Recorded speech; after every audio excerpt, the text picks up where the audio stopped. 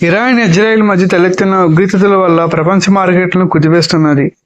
దేశీయ కరెన్సీ రూపాయి విలువ మునుపెన్నడూ లేని విధంగా పాతాళానికి పడిపోవడంతో సామాన్యుల నుంచి ఇన్వెస్టర్ల వరకు అందరిలోనూ ఆందోళన మొదలైంది. అంతర్జాతీయ మార్కెట్లను డాలర్తో పోలిస్తే భారతీయ రూపాయి విలువ రికార్డు స్థాయికి క్షీణించిందని చెప్పాలి. చరిత్రలోనే మొట్టమొదటిసారిగా రూపాయి విలువ 92 మార్కును దాటి పడిపోయింది. యుద్ధం కారణంగా క్రూడ్ ఆయిల్ ధరలు పెరగడం, విదేశీ ఇన్వెస్టర్లు తమ పెట్టుబడులను వెనక్కి తీసుకోవడం రూపాయి పతనానికి ప్రధాన కారణాలుగా నిపుణులు విశ్లేషిస్తున్నారు. ఇదిలా ఉండగా యుద్ధ పరిస్థితుల ప్రభావం Bombay stock exchange, national stock exchange భారీగా పతనమయ్యాయి.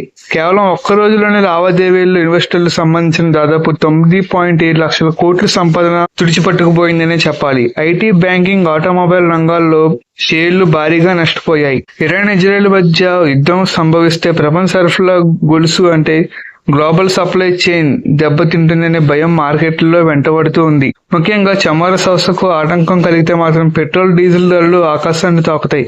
ఇది భారత ఆర్థిక వ్యవస్థపై అదనపు భారాన్ని మోపుతుంది. సురక్షితమైన పెట్టుబడిగా భావించే బంగారం ధరలు కూడా ఈ ఉద్రిక్తత వల్ల భారీగా పెరిగే అవకాశం ఉంది.